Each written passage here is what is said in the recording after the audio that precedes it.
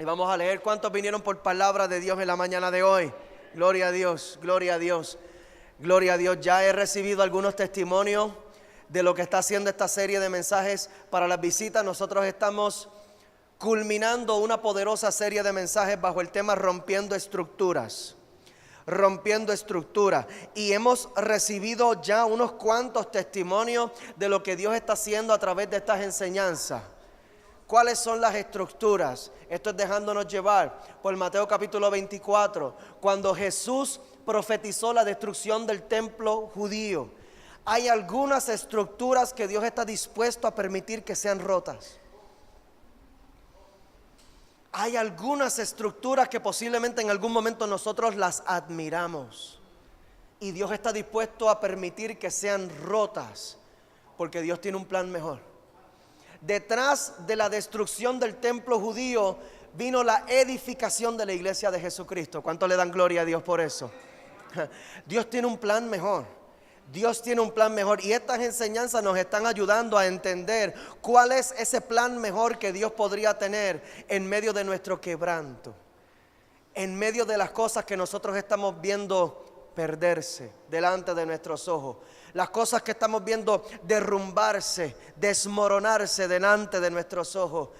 Y duele, porque yo me imagino ese pueblo judío mirando la destrucción de su templo que tanto amaban, ese lugar de adoración. Y ellos lo miraban mientras eso quedaba en ruinas. Pero Dios tiene un plan mejor. Les voy a pedir que vayan a Mateo capítulo 26. Dios me ha dado una palabra poderosa para cerrar esta serie. Hoy es el cuarto mensaje y el último de esta serie, Rompiendo Estructuras. Mateo capítulo 26, y en cuanto tengan el versículo 20, me pueden avisar con un amén. Mateo 26, 20. Dice la palabra de Dios: cuando llegó la noche, se sentó a la mesa con los 12, y mientras comían, dijo: de cierto os digo que uno de vosotros me va a entregar. Ay, pastor, ¿cómo se te ocurre comenzar una predicación con ese versículo?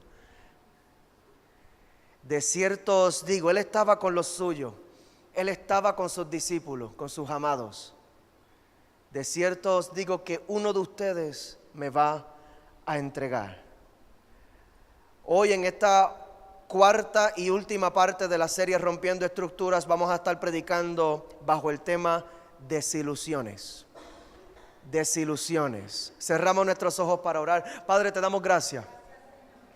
Te damos gracias, Señor, por lo que ya tú comenzaste a hacer en este lugar. Te damos gracias, Señor, porque tú eres el Dios eterno y sabemos que tú tienes más. Tus recursos son ilimitados, te pedimos más. Te pedimos más, Espíritu Santo de Dios, te pedimos que seas tú ministrando a tu pueblo por medio de la predicación de tu palabra en la mañana de hoy.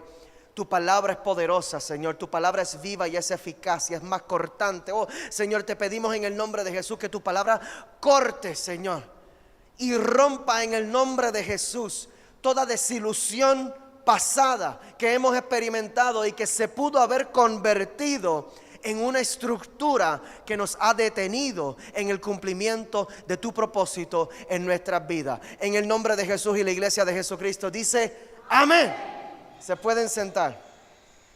Desilusiones. Desilusiones. Imagínate. Te quiero invitar a que tú puedas hacer una reflexión. Imagínate el día más importante de tu vida. Imagínate en el día más importante de tu vida. Lo puedes dejar corriendo, Juan. Sí. Imagínate en el día en que tú sabes que hoy todo podría cambiar. En este día. ¿Cuántos saben que hay fechas determinantes en nuestras vidas? Hay días que marcan diferencias trascendentales, así como el día de la cruz. El día de la cruz marcó un antes y un después en la historia de la humanidad. Asimismo, hay días en nuestras vidas que marcan un antes y un después. Por ejemplo, aquel que lleva posiblemente 4 años estudiando leyes, estudiando derechos, cuando llega el día de su examen de reválida, ¿cómo se sentirá esa persona? El día de su examen de reválida, y él pensando en todo el sacrificio, todo lo que ha invertido, todo el tiempo, todas las amanecidas. Yo tengo amigos abogados que me cuentan que la biblioteca de la escuela de leyes tiene horario extendido, porque requiere estudiar más.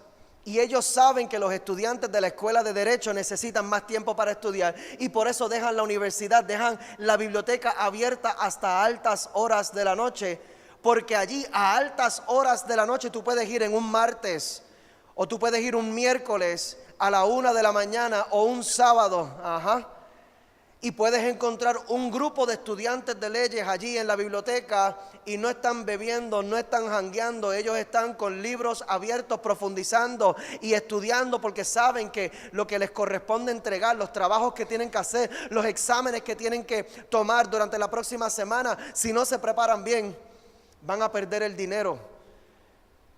Y ellos piensan que posiblemente están hasta el cuello en préstamos estudiantiles.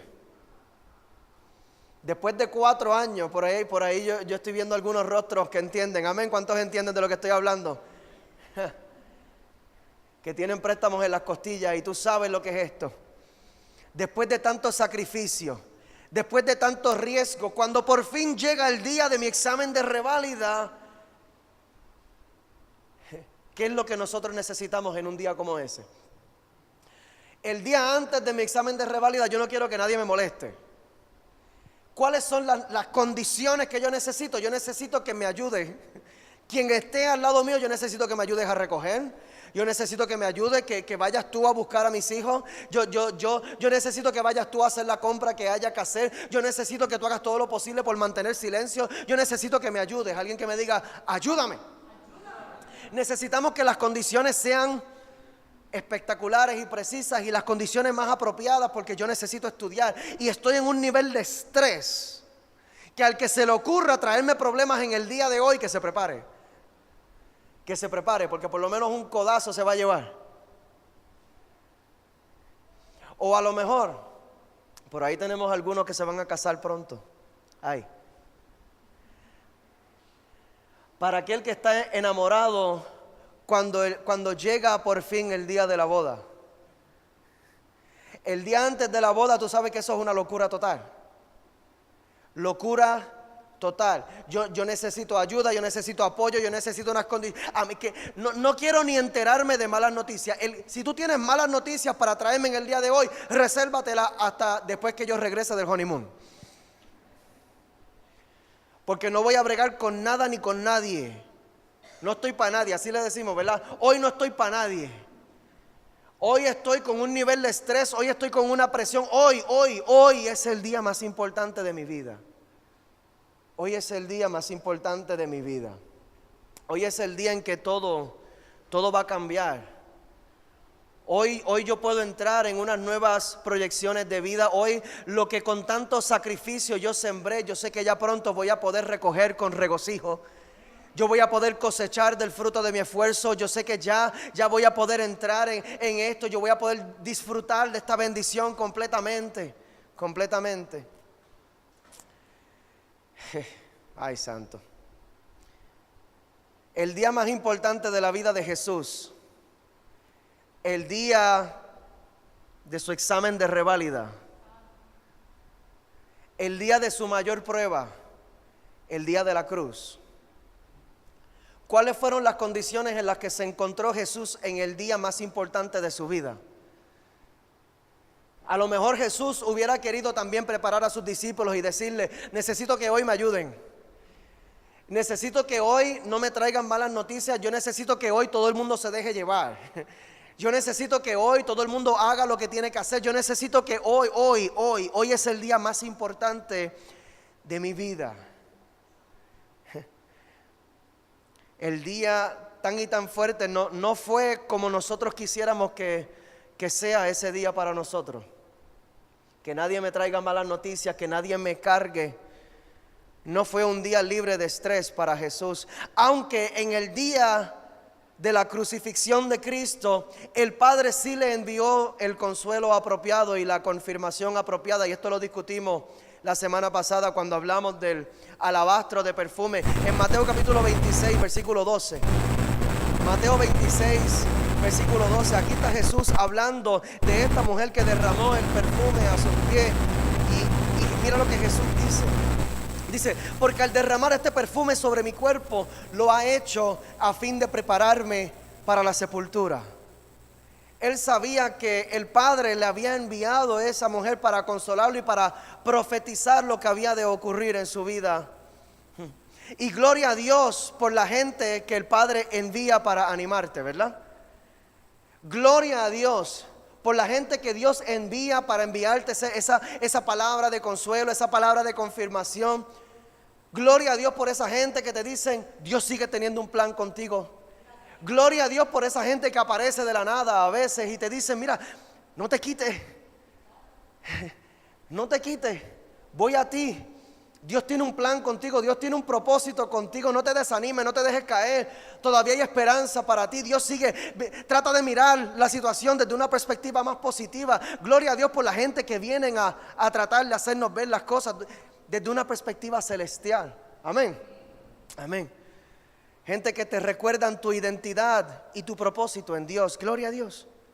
El problema es que a veces entre los que te animan se cuelan también los que te amargan.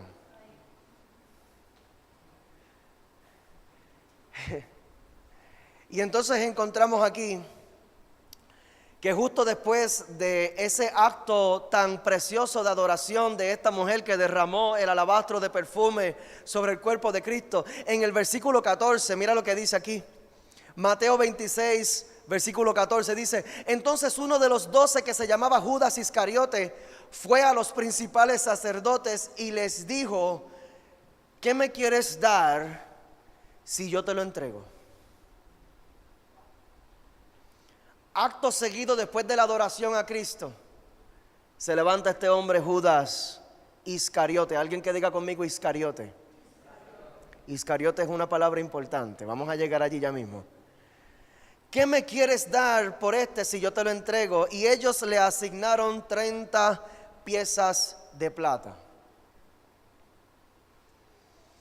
¿Cuál es el precio de tu adoración? ¿Cuál es el precio de tu adoración? ¿Cuánto le cuesta al enemigo robarte tu adoración? ¿Cuánto le cuesta al enemigo apagar tu fuego por Dios?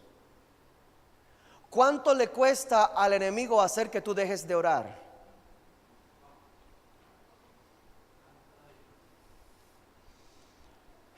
El precio de la adoración de Judas fue 30 piezas de plata. Y el enemigo sabe que la adoración de cada uno de nosotros tiene un precio. ¿Cuánto le cuesta al enemigo hacer que tú le des la espalda a Cristo? ¿Cuánto le cuesta al enemigo hacer que tú dejes de congregarte? Esto no está ni en el bosquejo, perdónenme, pero está fluyendo. Y es necesario que nosotros... Hay un precio, pero el precio lo estableces tú. En el momento del desánimo, en el momento de la prueba, es necesario que nosotros evaluemos, wow, tan barata es mi adoración.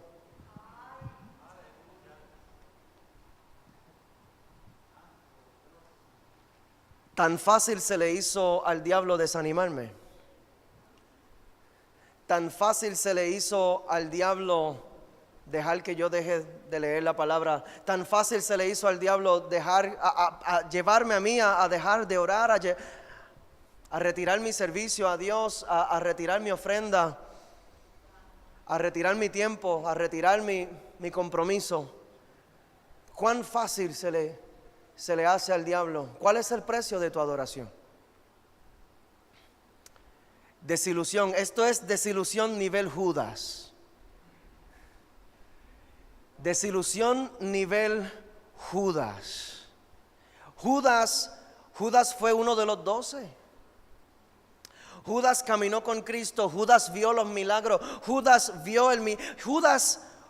estaba frente a Cristo cuando Cristo puso las manos sobre los poquitos panes y los poquitos peces y dio gracias al Padre y comenzó a repartir.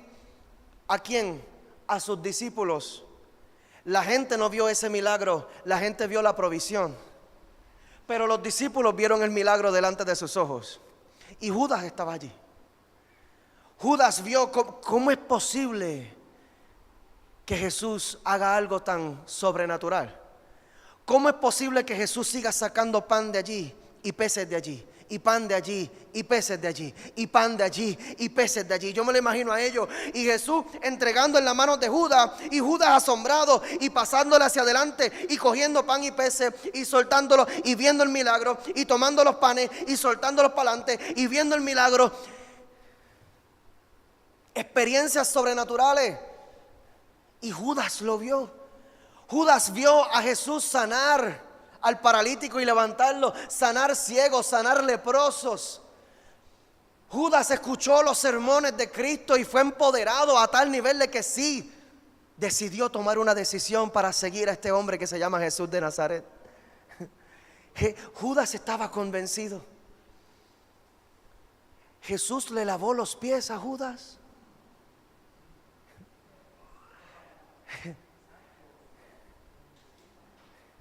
O sea, cuando hablamos de desilusión nivel Judas, estamos hablando de un nivel alto de desilusión. ¿Habrá alguien aquí que ha experimentado la gracia de Dios?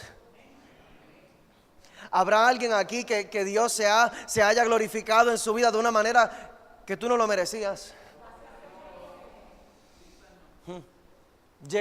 Tú estabas preocupado porque no sabías cómo ibas a cumplir con los pagos del mes y de alguna manera sobrenatural llegó ese dinero y solamente pudiste levantar las manos al cielo y decir: Señor, gracias. Señor, gracias. Te encontraste en ese aprieto y de momento Dios te salvó, Dios te liberó Señor, yo no lo merecía. Llegó ese trabajo en el momento en el que yo no lo merecía. Llegó esa bendición, llegó esa persona, llegó esa relación, llegó esa reconciliación. Llegó en el momento en el que menos yo lo merecía, yo no lo merecía. Por la gracia de Cristo. Es en esos momentos donde vemos a Jesús lavando nuestros pies. Jesús lavó los pies de Judas sabiendo que Judas lo iba a traicionar. Esas bendiciones que nosotros recibimos y Dios se complace en bendecirnos con ellas aún sabiendo que no las merecemos. Hay que amar a Cristo, mi gente. Hay que amar a Cristo. Hay que amar a Cristo. Hay que amar a Cristo. Hay que amar a Cristo. Pero ¿quién es este Judas Iscariote? Le mencioné ahorita la palabra Iscariote. ¿Qué significa Iscariote? Iscariote en la traducción original es la palabra sicari. Sicari. De ahí sacamos la palabra sicario. Lo que significa es un hombre de la daga. Hombre de la daga. Un hombre que andaba por ahí armado con un arma punzante. Judas era de un grupo de personas que se llaman los celotes. Los celotes era un grupo de judíos radicales. Ellos querían tanto que el pueblo judío pudiera ser liberado del imperio romano que ellos estaban dispuestos a tomar la libertad por la fuerza. Y dentro de los celotes había un grupo más radical todavía que eran los sicari. De ahí es que sacamos nosotros el término sicario. Tú buscas por ahí en la información de todas las gangas, de todos los grupos, en los puntos de droga. Y los puntos de droga y las personas encargadas tienen sus listas de sicarios. Porque un sicario es una persona que está dispuesta a ir más allá para lograr un objetivo. Las personas normales nosotros tenemos nuestras líneas de límites bien marcadas.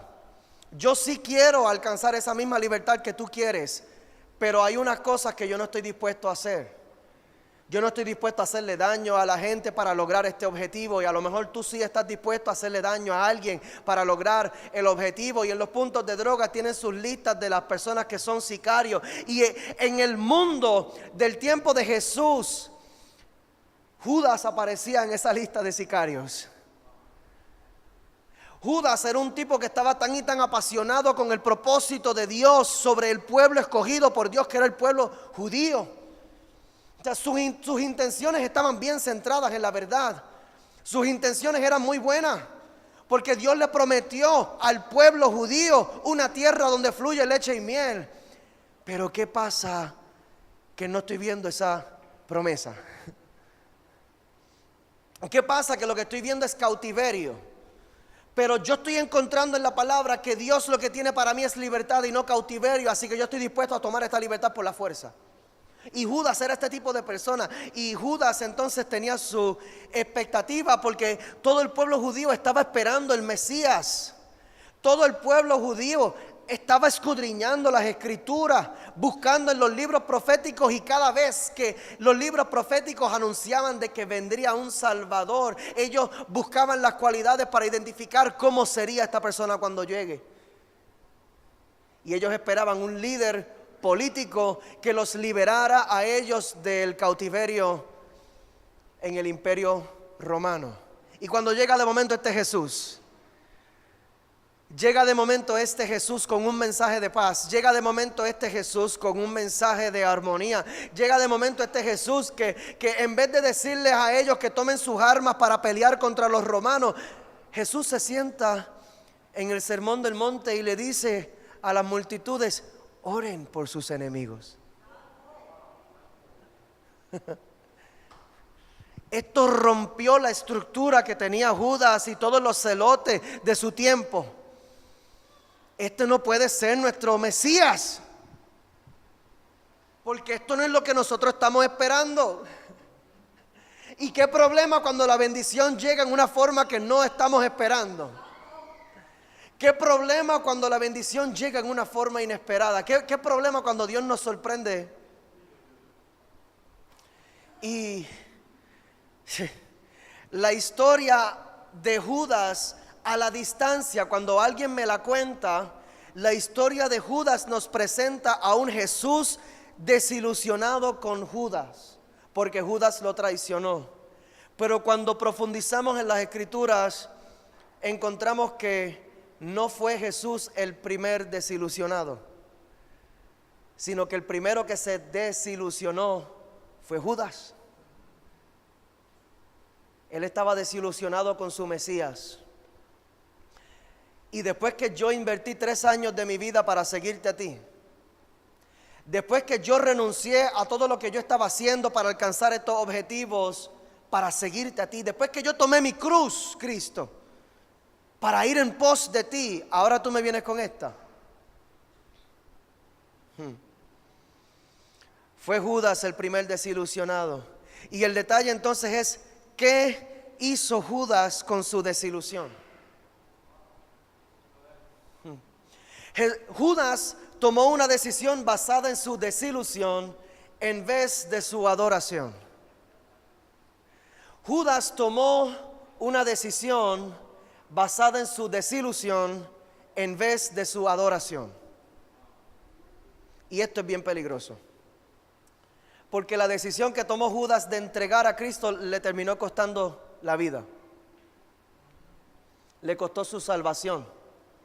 Le costó su eternidad, le costó el cielo. Entonces, si ahorita te pregunté cuál es el precio de tu adoración, yo tengo que preguntarte ahora cuál es el precio de la salvación. ¿Qué tú estás dispuesto a hacer por el cielo? Porque en un abrir y cerrar de ojos nosotros podemos tomar una decisión alocada, podemos tomar una decisión loca, simplemente siendo impulsados por una desilusión, y en el momento en el que nuestras expectativas no son satisfechas, de momento tomamos una decisión loca y hacemos algo de lo cual por siempre nos vamos a arrepentir.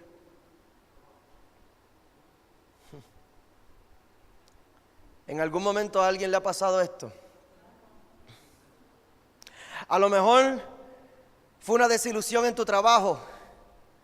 Después que tú estabas tan enfocado en esa carrera, y de momento una desilusión, y desde esa desilusión tú prometiste jamás y nunca volver a aspirar a ese tipo de trabajo o aspirar a ese nivel profesional.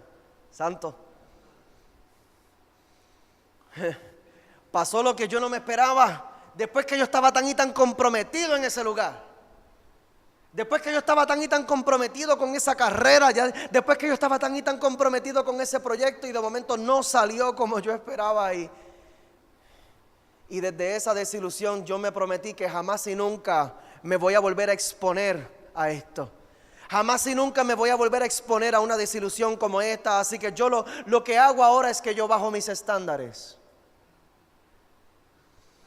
Lo hacemos con el trabajo, lo hacemos con las relaciones también.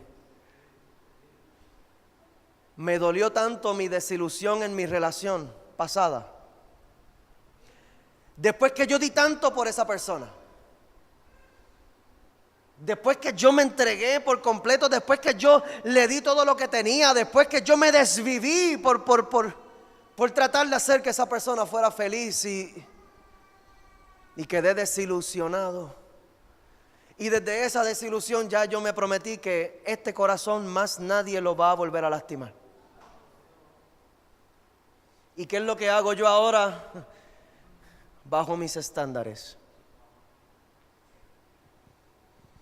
Ya no vuelvo a aspirar a lo que antes yo aspiraba a tener en una relación. Si llega algo, pues bien, y si no, pues también. Pero mi nivel de compromiso en esto es nivel Judas.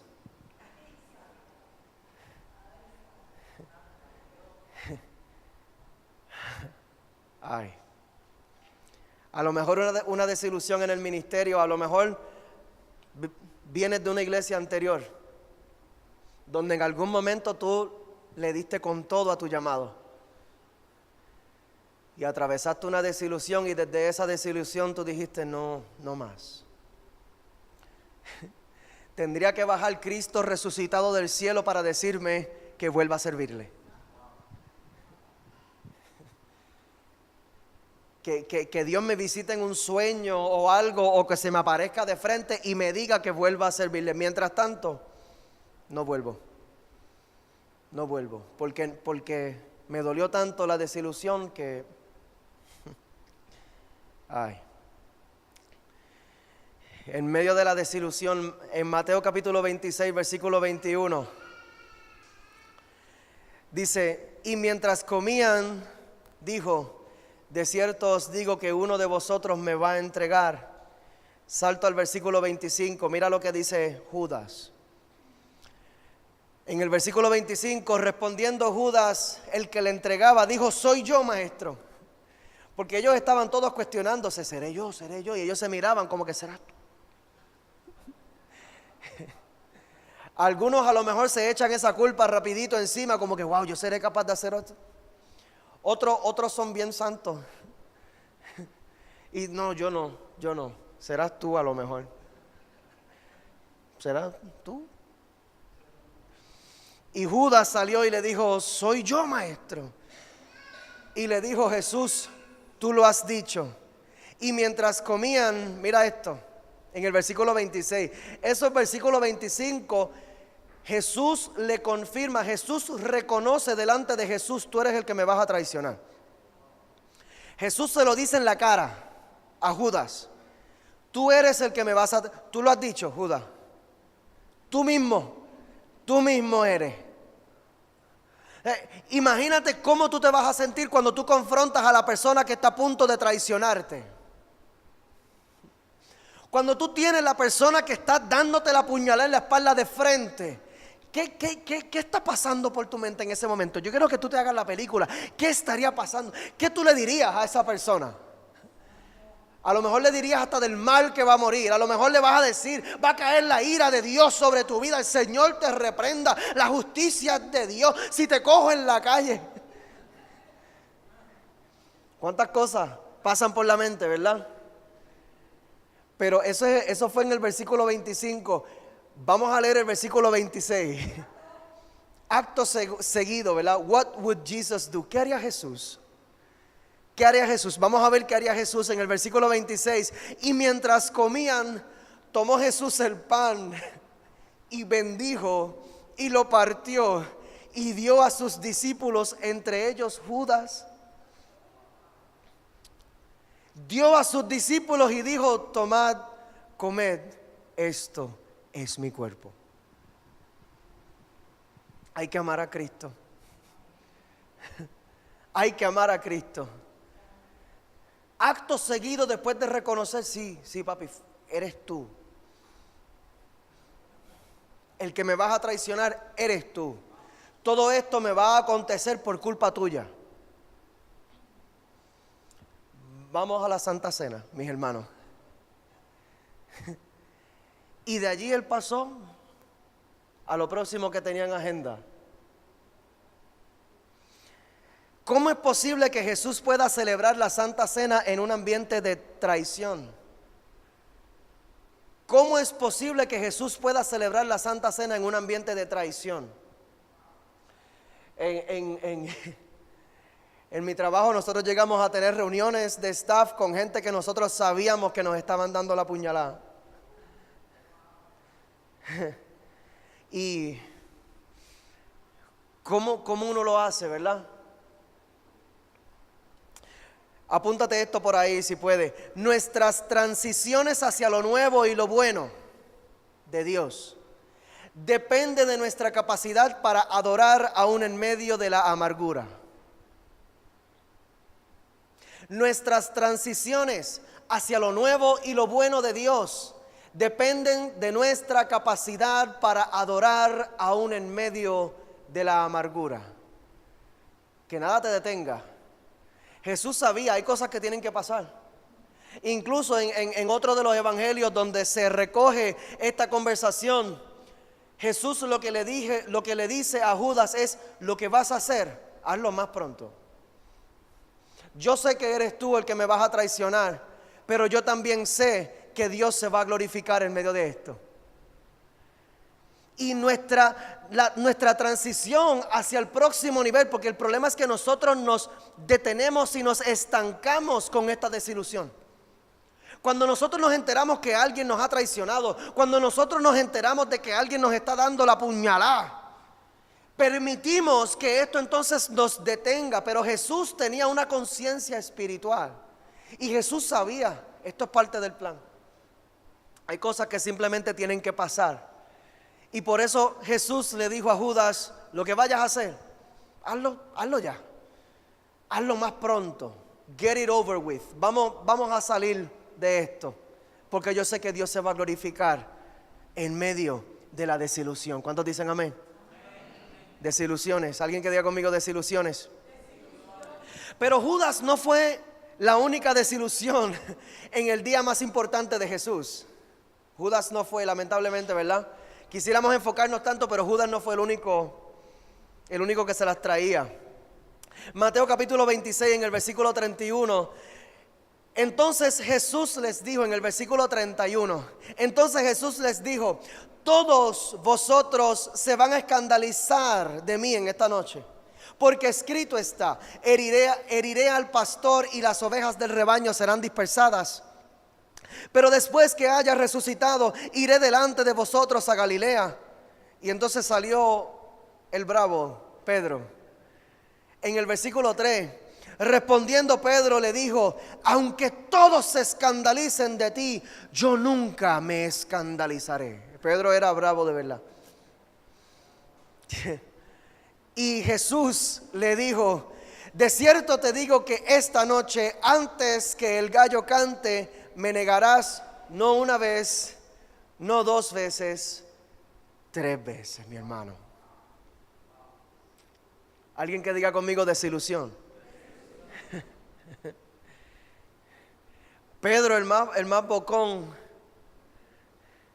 Tengamos cuidado con los bocones, porque muchas veces las personas que más hablan son las más impulsivas y a la hora de la verdad son los primeros que meten las patas.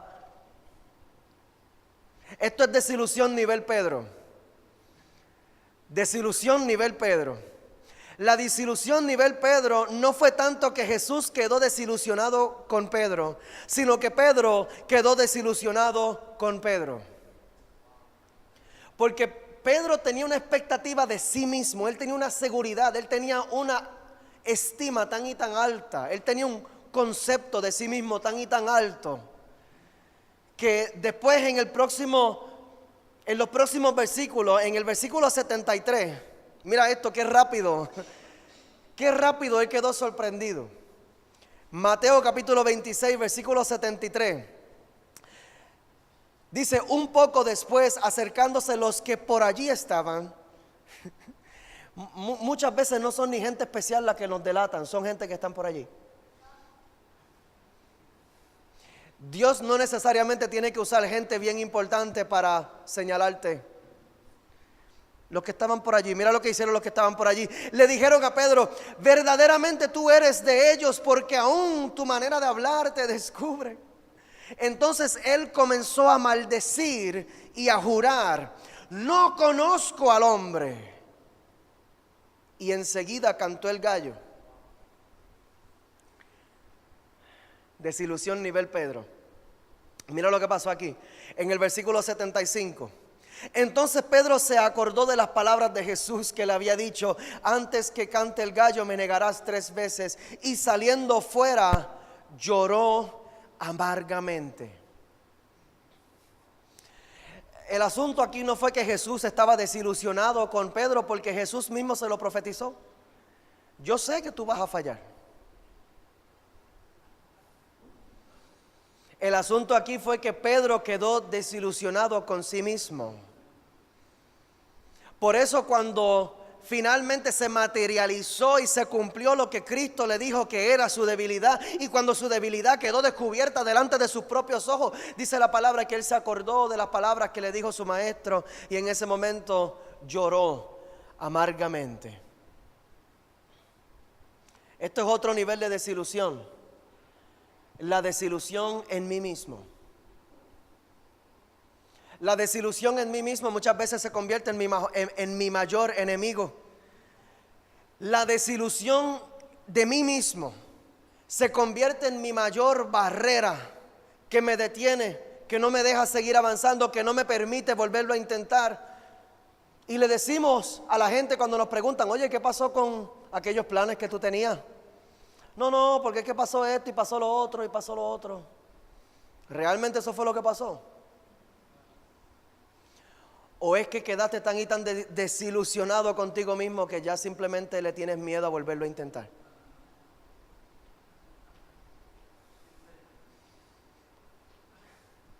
Hoy no vine a predicarte de ángeles, querubines, ni del fin de los tiempos. Esto es una palabra profunda. Pero Dios está sanando algo aquí. Que necesitamos primeramente el diagnóstico, necesitamos ver lo que está pasando para luego entonces comenzar a aplicar la medicina. ¡Ay, santo! Yo no me quiero ni imaginar las cosas que habrán pasado por la mente de Pedro en ese momento cuando él se acordó de las palabras que Jesús dijo. Después que él había boconeado tanto, después que él se paró frente a Jesús y le dijo, yo nunca voy a hacerte esto. Y Jesús le dijo, cuidado porque no tan solo es que lo vas a hacer, sino que lo vas a hacer bien pronto. Y cuando de momento él se acordó de eso y él se encontró en esa posición donde, escuchando el gallo cantar, wow, le fallé a mi Señor. Le fallé a mi Señor. Pedro era un tipo impulsivo, Pedro era un tipo atrevido. Pedro era un tipo que cuando los demás discípulos se pararon en el barco y vieron a Jesús como un fantasma que venía caminando sobre las aguas, Pedro fue el único que se atrevió a decirle, Señor, si eres tú, manda que yo vaya a ti sobre las aguas. Yo voy a ti y yo voy a mí también. Si eres tú, yo quiero ser el primero y si yo pudiera ser el único en experimentar este milagro, pues gloria a Dios, mejor todavía, que quede escrito en la historia del mundo que fui yo el único que me atreví. Ese era el tipo de persona que era Pedro. Él se lanzaba. Él se lanzaba por Cristo. Pero en el momento de la prueba se dio cuenta que su fortaleza realmente no era tanta. Se dio cuenta que sus capacidades no eran tantas como las que él se había proyectado tener. Y en ese momento yo le fallé a Cristo. Le fallé. ¿Sabrá Dios todo lo que pensó? Lamentablemente Judas tomó una decisión drástica basada en su desilusión. Dice la palabra que él trató de devolverle el dinero a los sacerdotes que le habían pagado por entregar a Jesús. Él dijo: yo no he entregado sangre inocente, le dijo a los sacerdotes, y se las tiró de frente. Yo no quiero esto. Yo no quiero esto. Me he dado cuenta de mi error, me he dado cuenta. Y él vino en un intento de arrepentimiento y se presentó delante de la gente equivocada para arrepentirse. Trató de darle vuelta atrás, pero ya el daño estaba hecho. Y esto a mí me pone a preguntarme: ¿habrá habido alguna esperanza para Judas? Si en vez de querer arrepentirse delante de aquellos con quien él hizo la traición, si hubiera ido a arrepentirse delante del Padre, a quien Jesús le enseñó a orar. En Mateo capítulo 6 lo tenemos, que Jesús le enseñó a orar a sus discípulos: mas ustedes cuando oren digan así: Padre nuestro que está en el cielo. Jesús mismo les modeló la oración para ellos y los enseñó a ellos. Ahora mismo ustedes me tienen a mí, pero ustedes tienen al Padre. Si en vez de arrepentirse delante de los sacerdotes judíos, si Judas se hubiera arrepentido directamente delante del Padre, ¿qué hubiera pasado? Pero no le salió, porque él fue a la gente equivocada. Y vamos a quedar desilusionados cuando buscamos en la gente equivocada lo que solamente Dios nos puede dar. Siento a Dios aquí. Vamos a quedar desilusionados una y otra vez. Yo siento a Dios aquí. Vamos a quedar desilusionados una y otra vez cuando vamos delante de la gente a buscar lo que solamente Dios nos puede dar. Estamos poniéndole demandas a la gente que no te pueden suplir. La libertad que viene con el perdón de Dios. No hay nada en este mundo que nos la pueda dar. Nada en este mundo.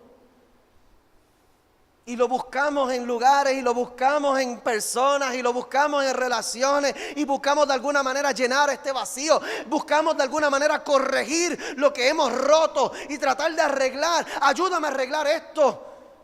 Pero ¿a quién le estás pidiendo esa ayuda?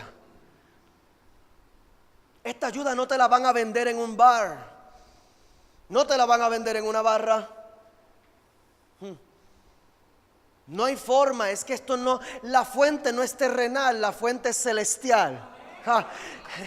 Esta dispensación se llama la gracia de Jesucristo. Nosotros ahora mismo no estamos viviendo bajo la ley, estamos viviendo bajo la dispensación de la gracia de Jesucristo. Lo que significa es que nuestro Dios ha abierto las fuentes del cielo y lo que está derramando es lluvia de la sangre del Cordero de Dios, que dio su vida por el perdón de mis pecados y por el perdón de tus pecados. Y es tiempo de nosotros redirigir nuestro enfoque de lo que estamos buscando en la gente, porque es que no lo vamos a encontrar.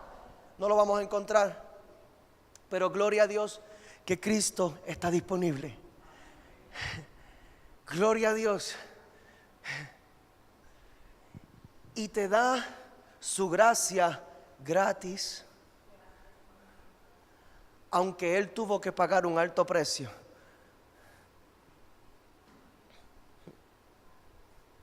¿Qué hizo Cristo con sus desilusiones? Porque aquí nosotros tenemos a un Jesús en el día de su examen de reválida manejando demasiados problemas. En el día de su crucifixión, en el día de su mayor prueba, nosotros tenemos a un Cristo que en vez de poder enfocarse en su examen, en vez de poder enfocarse en su prueba, Él está bregando con demasiada gente problemática.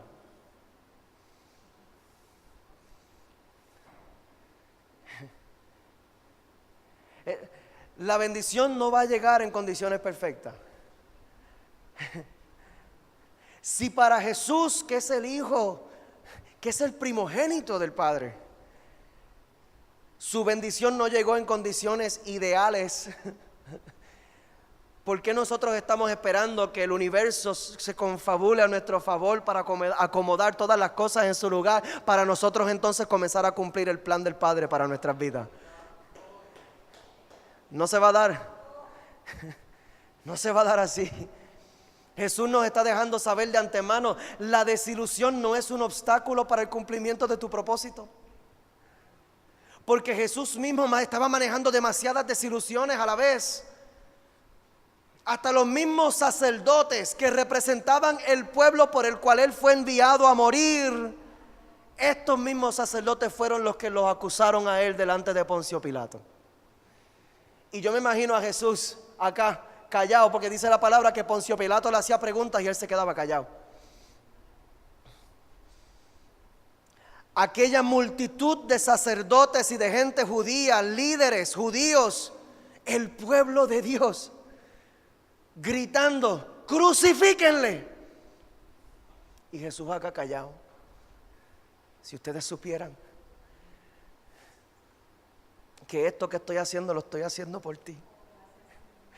Si tú supieras que yo estoy a punto de morir, si tú supieras que yo me estoy sometiendo a este proceso por ti. Y Jesús manejando todas estas desilusiones. Y mira, en medio de toda esta atmósfera de desilusión, tenemos a un Cristo que en vez de rebelarse delante del Padre, en el versículo 36 dice, entonces llegó Jesús con ellos a un lugar que se llama Getsemaní. Y dijo a sus discípulos, siéntense aquí, entre tanto que yo voy allí y oro. Y tomando a Pedro, esto es poderoso, hay que orar. En el momento de la desilusión, Jesús no canalizó su dolor en ninguna fuente terrenal. Jesús fue a orar. Jesús fue a orar. Jesús fue a orar. ¿Por qué tú crees que el enemigo ataca tanto tu oración? ¿Por qué tú crees que se levantan tantas barreras y tantas resistencias en el momento de la oportunidad que tú tienes para orar? Y es que el enemigo sabe que lo que tú vas a encontrar en ese ratito en la presencia de Dios, no lo vas a encontrar en más ningún otro lugar en esta tierra. Jesús oró. Y tomando a Pedro y a los dos hijos de Zebedeo, o sea, tomando a Pedro, después que le dijo a Pedro, hoy tú me vas a negar, y después de eso se llevó a Pedro a orar. Alguien que diga conmigo desilusiones. Esto es desilusión nivel Cristo. ¿Cómo manejaba Cristo las desilusiones? Él partía el pan con los que lo traicionaban. Él se iba a orar con los que lo negaban. Porque él podía reconocer, es que no eres tú el que me vas a matar, no eres tú el que vas a detener el plan de Dios. Es que el plan del Padre no se va a detener hasta que yo por mi propia voluntad le entregue la victoria al diablo. Él reconocía este principio. Porque ni el infierno puede detener el plan de Dios para contigo, a menos que tú le entregues la voluntad tuya al enemigo. No, el enemigo me tiene en derrota. Mentiras del diablo son. Tú le entregaste la derrota al diablo. ¡Oh! El diablo no va a derrotarte. El diablo no va a acabar contigo a menos que tú enganches los guantes.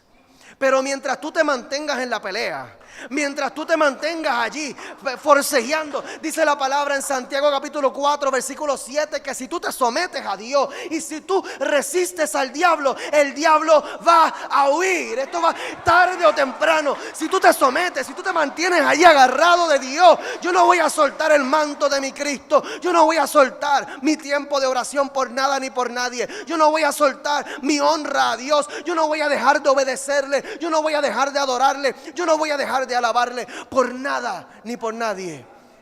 Y mientras yo me mantengo aquí sometido a la voluntad de Dios, yo sé que yo estoy claro delante de Dios, Señor. Yo sé que yo estoy claro delante de ti. Yo estoy poniendo mi vida en orden. Yo te estoy alabando, yo te estoy adorando, te estoy entregando lo que tú me estás pidiendo. Yo me estoy sujetando a ti. Y la sujeción a la voluntad del Padre a mí me da fuerzas para resistir los golpes del diablo. Cuando venga el diablo, que venga que venga, que yo me voy a parar aquí como Mohamed Ali, aguantar los golpes que sean, porque yo sé que no es por mi fuerza, yo sé que es por el Espíritu Santo, yo sé que el diablo me está tirando con todo, pero el diablo no es el vencedor. La palabra de Dios dice que yo soy más que vencedor en Él. ¿Cuántos dicen amén? Aleluya. Habrán más que vencedores aquí. Habrán más que vencedores que hayan recibido la sangre del Cordero de Dios, que hayan recibido la promesa de la victoria que viene. La victoria viene, tu victoria viene, tu victoria viene, tu victoria viene, tu victoria viene. Es cuestión de tiempo. Dile a la persona que está al lado tuyo, es cuestión de tiempo. Es cuestión de tiempo. Es cuestión de tiempo. Dios te va a sorprender. Dios te va a sorprender. A lo mejor las cosas no van a salir como tú esperabas que iban a salir, pero Dios te va a sorprender con algo mejor. Dios te va a sorprender con algo mejor. Aleluya. Dice la palabra que Cristo fue a orar. Dice la palabra en el versículo 37 que se llevó a Pedro y a los dos hijos de Zebedeo. Comenzó a entristecerse y angustiarse en gran manera, obviamente porque él como profeta, él viendo lo que le iba a acontecer en la cruz, él viendo los latigazos de los soldados romanos, él viendo las humillaciones, él viendo la cruz. Dice la palabra que comenzó a entristecerse y angustiarse en gran manera. Entonces Jesús les dijo: mi alma está muy triste hasta la muerte. Esto es Jesús desahogando su dolor. Esto es Jesús desahogando su dolor. ¿Dónde fue que Jesús desahogó su dolor? Con su gente de confianza, con gente de fe.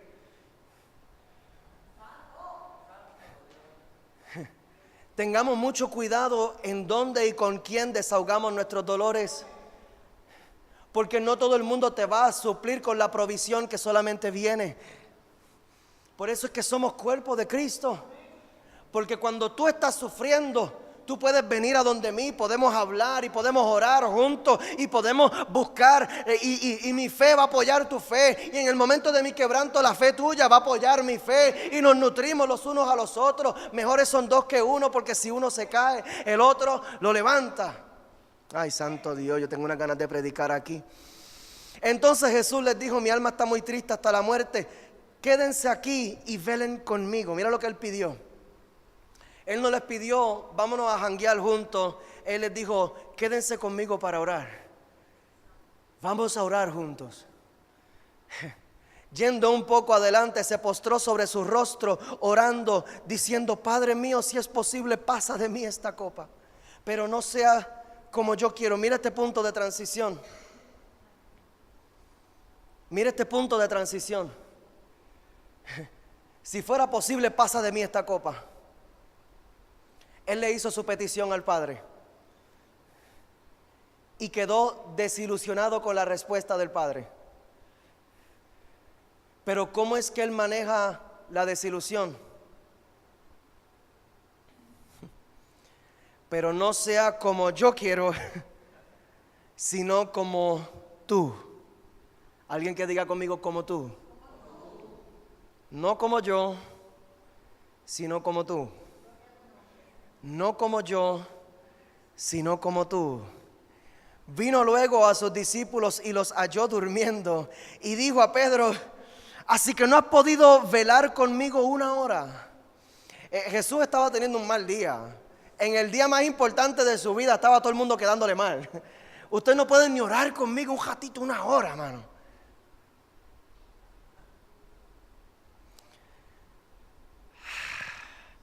La estrategia de Jesús fue la sujeción. Alguien que diga conmigo: sujeción. Pasa de mí esta copa, pero no sea como yo quiero, sino como tú. Jesús pudo permanecer enfocado y perseverante porque su seguridad no estaba en la gente que lo rodeaba. Porque es que una y otra vez la gente que rodeaba a Cristo lo hizo quedar mal. Una y otra vez la gente que nos rodean nos van a quedar mal. Pero la seguridad de Jesús no estaba en la gente que lo rodeaba. Ni tan siquiera tenía su seguridad en su propia capacidad analítica ni racional. Porque Él le pidió conforme a su voluntad humana. Si fuera posible, pasa de mí esta copa, Padre, Yo tengo miedo, esto va a estar fuerte, me van a dar latigazos, me van a escupir, me van a dar en la cara, me van a poner una corona de espinas. Después de los latigazos me van a poner un manto que me va a doler por encima, me van a trepar en una cruz, me van a clavar me van a traspasar. Esto no va a estar fácil. Y yo en mi humanidad no quiero atravesar esto. Y por eso Él oró conforme a su voluntad. Pero Jesús no se confió ni tan siquiera en su voluntad humana. Porque muchas veces nosotros nos frustramos porque le pedimos a Dios que nos libre de las pruebas. Pero es posible que la prueba sea parte del propósito. Es posible que así mismo como Dios le dijo a Satanás, le dijo: ¿será que tú estás pensando en probar a mi siervo Job? No hay uno perfecto como él. Y Dios mismo autorizó la prueba sobre la vida de Job. ¿Por qué? Para darle una revelación mayor. Por eso al final Job le dijo: de oídas yo te había oído, mas ahora mis ojos te ven. Ahora yo puedo ver tu poder. Ahora yo puedo ver que tú eres un Dios sanador. Ahora yo puedo ver que tú eres un Dios restaurador. Ahora yo puedo ver que tú eres Jehová Jireh, mi provisión divina. Ahora yo puedo ver que tú eres el Dios que me restituye todo lo que el enemigo trata de robarme. Yo puedo confiar en ti. Y a través de las pruebas es posible, yo no sé para quién es esto, es posible que a través de la prueba Dios va a elevar tu nivel de confianza en Él.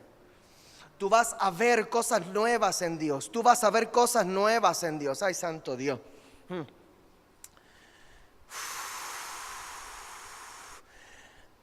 Jesús pudo permanecer y perseverar hasta la meta porque su confianza no estaba en las condiciones pasajeras, sino en la permanencia de su Padre.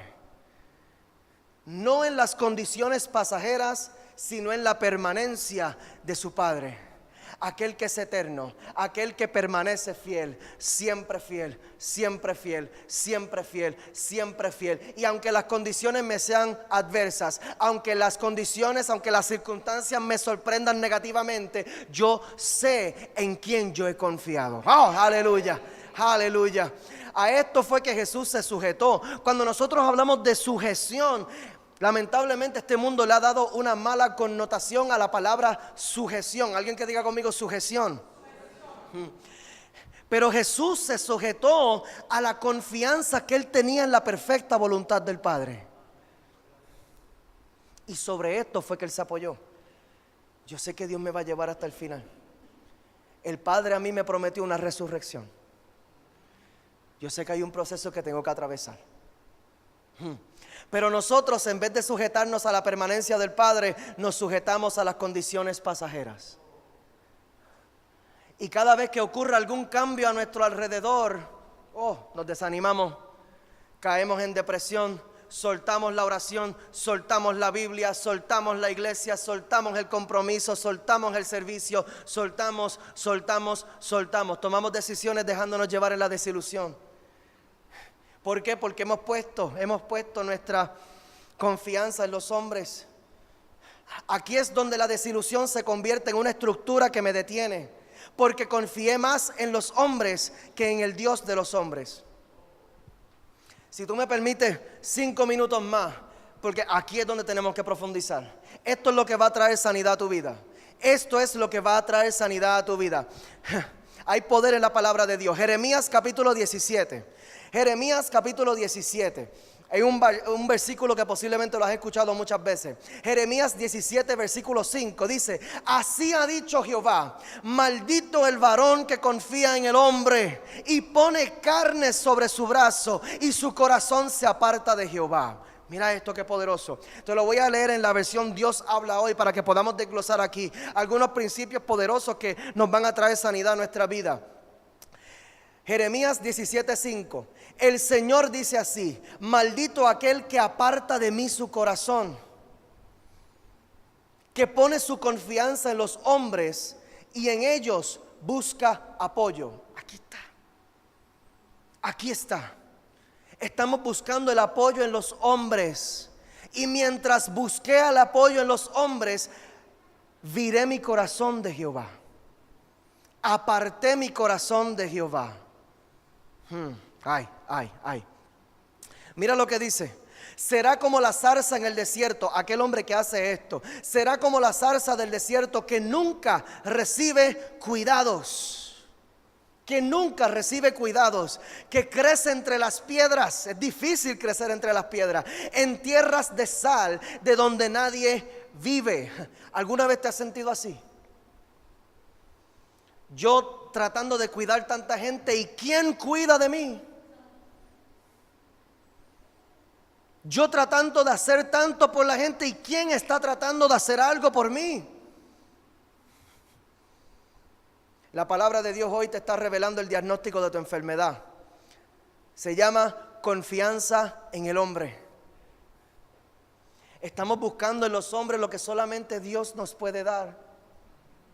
Y en nuestro esfuerzo por buscar consuelo, por buscar aprobación, por buscar amor en los hombres, en las mujeres, en las relaciones, estamos apartando nuestro corazón de Jehová de los ejércitos, aquel que suple en plenitud de gloria y de gozo para nuestras vidas. Ay, santo Dios. Confiaste en el hombre, confiaste en la mujer y quedaste desilusionado. Alguien que diga conmigo desilusión. Desilusión.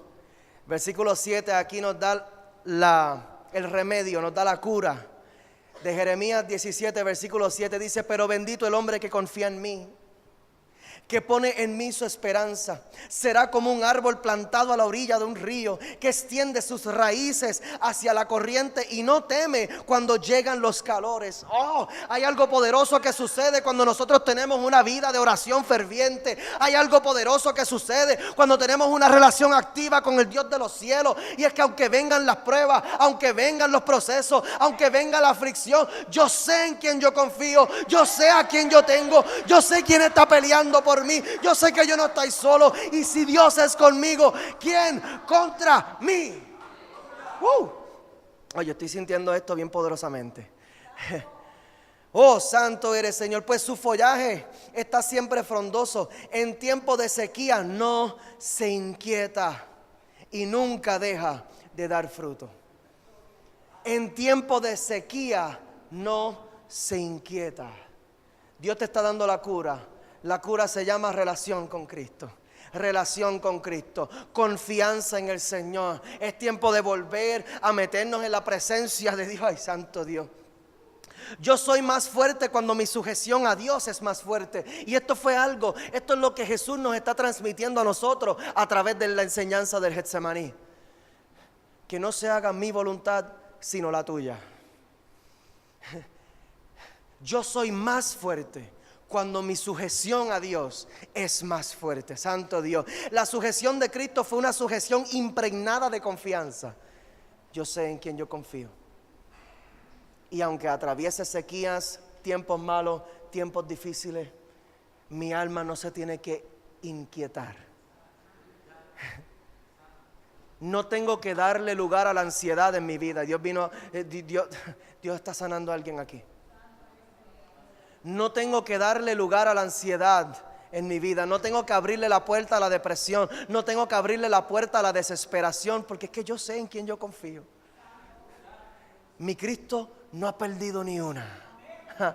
Mi Cristo no ha perdido ni una. Él no ha perdido ni una. Y tú no vas a ser el principio de su historia de derrota, porque Él no tiene un principio de historia de derrota. Él no ha perdido ni una. Cierro con esto. ¿Qué viene después de la desilusión? Si nosotros permanecemos en Cristo. Porque tenemos una decisión delante de nosotros.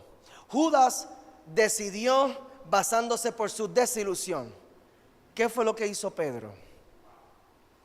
¿Qué fue lo que hizo Pedro? Pedro esperó la visitación de Dios. Y eso lo encontramos en Lucas capítulo 24, versículo 34. Me perdonan, pero es que yo amo la palabra de Dios. En Lucas 24, versículo 34, decían: ha resucitado el Señor verdaderamente y ha aparecido a Simón. Y esto es poderoso, porque Jesús se presentó delante de Pedro. Y esa conversación nosotros no la tenemos documentada en las Escrituras.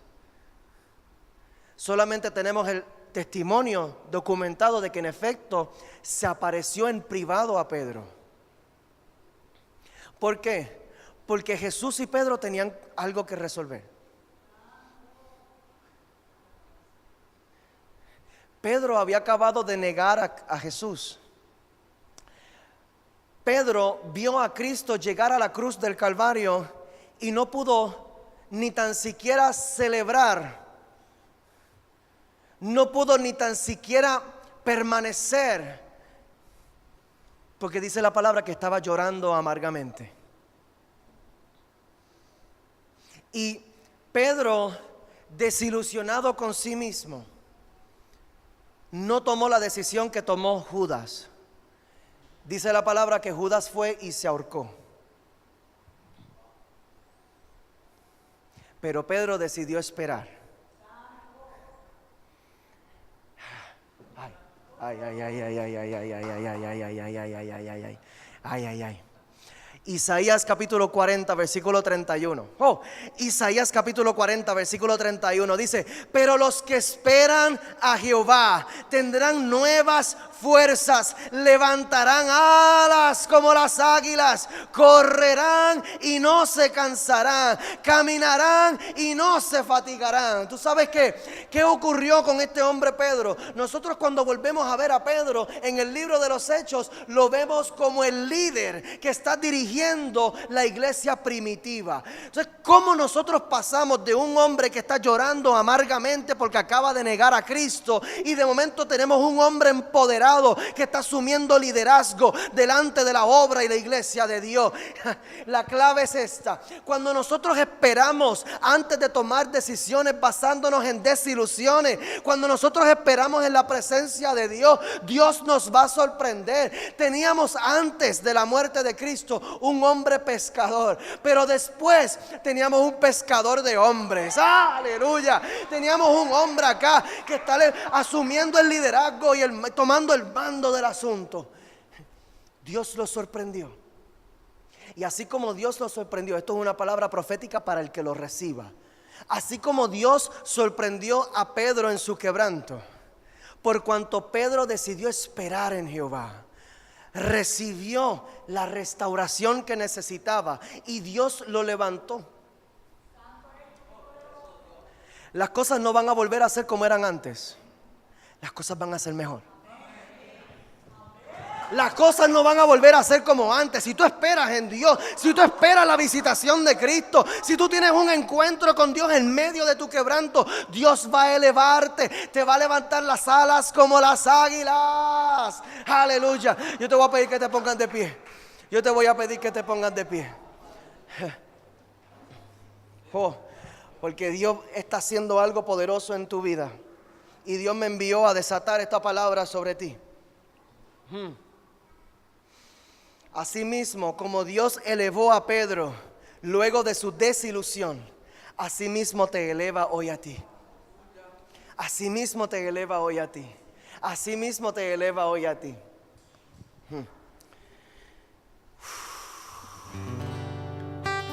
Jesús enfrentó la cruz.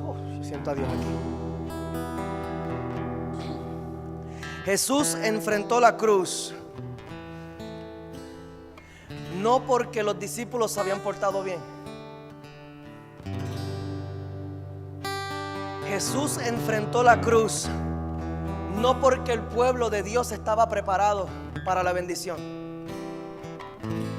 Jesús enfrentó la cruz no porque el pueblo de Dios se habían arrepentido y se habían vuelto de sus malos caminos.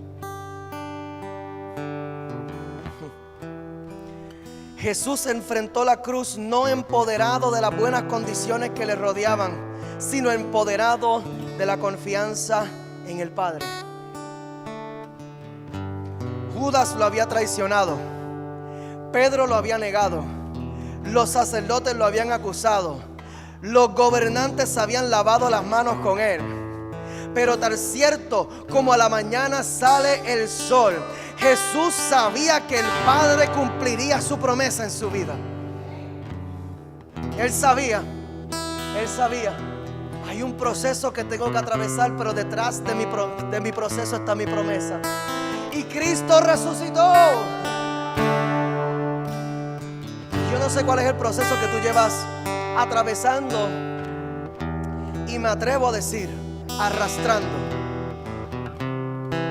Yo no sé cuál es el proceso que tú llevas arrastrando y que posiblemente fue una desilusión de tu pasado, una experiencia que no salió como tú esperabas, un trabajo a lo mejor que no salió como tú esperabas, una relación que a lo mejor no salió como tú esperabas, un asunto en tu familia que no salió como tú esperabas, y desde entonces tú vienes cargando esa desilusión,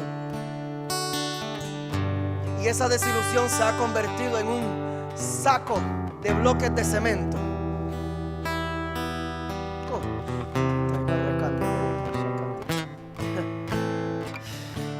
Y es difícil caminar con este bulto.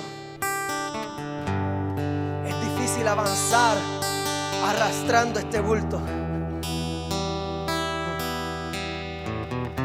Dios me mandó a decirle a alguien aquí: no estés más desilusionado contigo mismo. Jesús fue a la cruz y Él no estaba esperando hasta que su pueblo pusiera su vida en orden antes de Él sacrificar su vida. Él fue a la cruz a pesar de que el pueblo no se había arrepentido. Él fue a la cruz a pesar de que el pueblo estaba completamente en desorden. Él fue a la cruz a pesar de que lo estaban acusando falsamente. Él fue a la cruz a pesar de que estaban en pecado, a pesar de que estaban en error. Él fue a la cruz. Él fue a la cruz por ellos porque sabía que necesitaban poder para ser restaurados. Dios hoy te sana de la desilusión. Si tú necesitas oración, si necesitas pasar aquí adelante para que oremos contigo, el altar está abierto. Hoy Dios te sana de tu desilusión y te llama como llamó a Pedro. Te llama como llamó a Pedro. Te llama como llamó a Pedro. Nosotros pensaríamos que Jesús, de las menos personas con quien Jesús iba a querer hablar, era con Pedro, porque Pedro le falló. Y así nos vemos a nosotros mismos muchas veces. ¿Por qué Dios va a querer algo conmigo después de todo lo que yo hice fallándole? ¿Por qué Dios va a querer algo conmigo después de todas las veces que yo le di la espalda? Después que yo lo ofendí, después que yo he cometido tantos errores, ¿cómo es posible que Jesús va a querer hablar conmigo? Pero la palabra nos da la verdad. Lo otro es mentira. La vergüenza es la mentira. La culpabilidad es la mentira. Eso es lo que el enemigo está tratando de sembrar en tu corazón para levantar barreras y estructuras para que tú no te acerques al propósito de Dios. Y por eso sigue sembrando esas palabras, para que tú te sientas avergonzado, para que tú te sientas culpable, para que tú sientas que no tienes lo suficiente, para que tú sientas que nunca vas a tener lo suficiente para agradar a Dios. Pero Dios no se agrada de ti por lo que tú puedas hacer. Dios se agrada de ti porque tú eres su hijo. Dios se agrada de ti porque tú eres su hijo. Y Él te ama. Hagas lo bueno o no hagas lo bueno, Él te sigue amando. Hagas lo correcto y lo recto delante de Dios o no lo hagas, Él sigue buscándote. Él sigue derramando de su gracia sobre ti. Él sigue llamándote con lazos de amor, con lazos de amor, con lazos de amor. La vergüenza es la mentira. La culpabilidad es la mentira. El rencor es la mentira. Hoy es el día de soltar todo esto que nos ha detenido y que se han levantado como unas estructuras que no nos han permitido seguir progresando en nuestro llamado y en nuestro propósito de Dios. Es tiempo de soltar. Que las cosas no salieron como tú esperabas con esa persona, es tiempo de pasar la página. Que las cosas no hayan salido como tú esperabas en ese trabajo, es tiempo de pasar la página. Que las cosas no hayan salido como tú esperabas en ese ministerio o en esa iglesia, es tiempo de pasar la página. Es tiempo de pasar la página. Hoy Jesús se aparece delante de ti con esta palabra poderosa. Así mismo como Él llamó a Pedro, te está llamando a ti. Hoy Dios te dice: perdona en el poder de su perdón. Perdona en el poder de su perdón. Perdona en el poder de su perdón. Hay gente que es más difícil de perdonar que otras. Pero en ese mismo momento, cuando estaba Cristo en la cruz,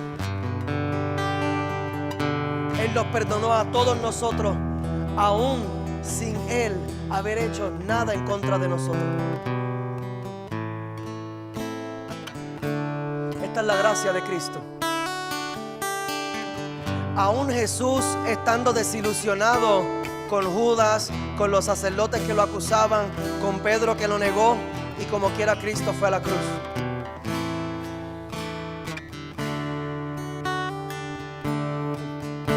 Entonces, ¿cómo yo voy a poder perdonar a esa persona que me ha fallado tanto? Pregúntale a Cristo cómo Él pudo perdonar a todo este pueblo que tanto le ha fallado a Él.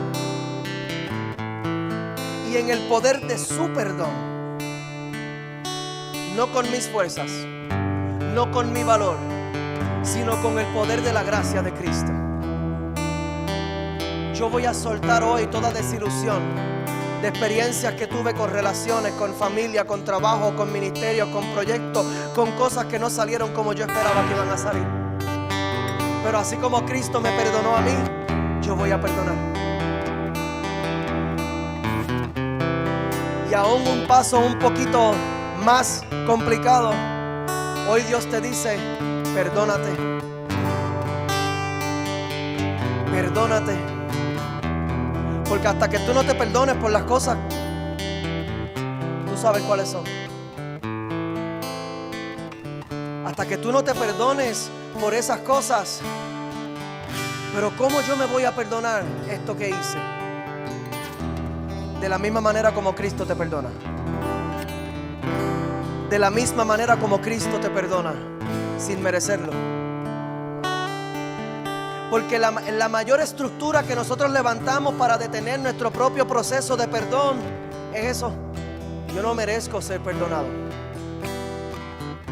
Y por eso nos limitamos en tantas cosas. Por eso bajamos nuestros estándares respecto a las relaciones, respecto a trabajo, respecto a lo que estoy dispuesto a hacer por Dios. No, porque es que yo no soy digno, porque yo no merezco esto.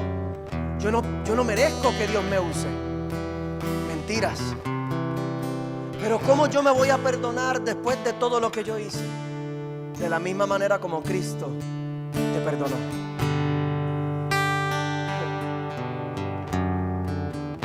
Alguien que diga conmigo: desilusiones. Ahora alguien que diga conmigo: soy libre en el nombre de Jesús. Cerramos nuestros ojos. Padre, te damos gracias, Señor, por este día.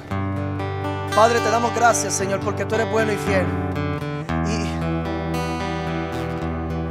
Y el enemigo ha tratado, Señor, de hacer que nosotros nos sintamos como unos perdedores.